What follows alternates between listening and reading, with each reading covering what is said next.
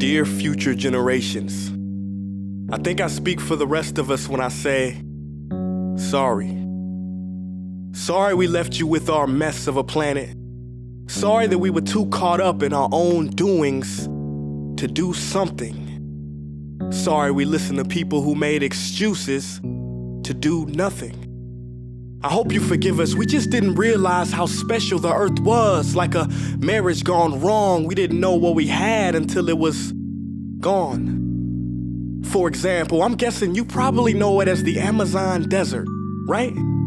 Well, believe it or not, it was once called the Amazon rainforest, and there were billions of trees there, all of them gorgeous and... Oh, you don't know much about trees, do you? Well, let me tell you, trees are amazing. I mean, we literally breathe the air they are creating. They clean up our pollution, our carbon. They store and purify water, give us medicine that cures our diseases, food that feeds us, which is why I'm so sorry to tell you that we burn them down. Cut them down with brutal machines, horrific, at a rate of 40 football fields every minute. That's 50% of all the trees in the world gone in the last 100 years. Why? For this. And that wouldn't make me so sad if it weren't so many pictures of leaves on it. You know, when I was a child, I read how the Native Americans had such consideration for the planet that they felt responsible for how they left the land for the next 7 generations. Which brings me great sorrow, because most of us today don't even care about tomorrow. So I'm sorry. I'm sorry that we put profit above people, greed above need, the rule of gold above the golden rule. I'm sorry we use nature as a credit card with no spending limit, overdrafting animals to extinction, stealing your chance to ever see their uniqueness or become friends with them. Sorry we poison the ocean so much that you can't even swim in them. But most of all, I'm sorry about our mindset, 'cause we had the nerve to call this destruction progress. Hey Fox News, if you don't think climate change is a threat, I dare you to interview the thousands of homeless people in Bangladesh. See, while you were in your penthouse nestled, their homes were literally washed away beneath their feet due to rising sea levels. And Sarah Palin, you said that you love the smell of fossil fuels. Well, I urge you to talk to the kids of Beijing who are forced to wear pollution masks just to go to school. See, you can ignore this, but the thing about truth is, it can be denied, not avoided.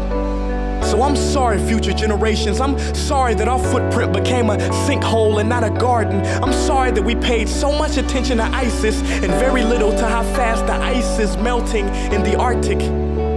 I'm sorry we doomed you, and I'm sorry we couldn't find another planet in time to move to. You know what? Cut the beat. I'm not sorry. This future, I do not accept it, because an error does not become a mistake until you refuse to correct it. We can redirect this. How? Let me suggest that if a farmer sees a tree that is unhealthy, they don't look at the branches to diagnose it, they look at the root. So like that farmer, we must look at the root, and not to the branches of government, not to the politicians run by corporations. We are the root, we are the foundation. This generation, it is up to us to take care of this planet. It is our only home. We must globally warm our hearts and change the climate of our souls and realize that we are not apart from nature, we are a part of nature. And to betray nature is to betray us. To save nature is to save us. Because whatever you're fighting for, racism or poverty, feminism, gay rights, or any type of equality, it won't matter in the least.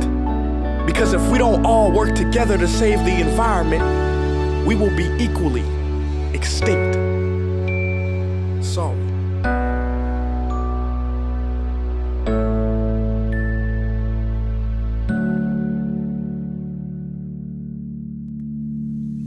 Hey guys, for the past several weeks, I've been here in Africa, the heart of Africa, witnessing the horrific destruction of the rainforest, which inspired me to write this piece. Why are forests being destroyed at such an enormous rate? For this. Today we live in a world where destroying trees makes you money. So what can we, normal people, do about it? One way to directly fight the destruction is to stand for trees. By standing for trees, not only can you save the lives of trees, help forest communities, and protect the rights of animals to live in their homes, but you will also balance the amount of pollution that you yourself give off with your everyday activities, making you a part of the solution and not the problem. This is the option that I chose. But whatever way that you choose to stand for trees, do it. Because a wise man once said, when the rivers are all dried up and the trees cut down, man will then realize that he will not be able to eat money.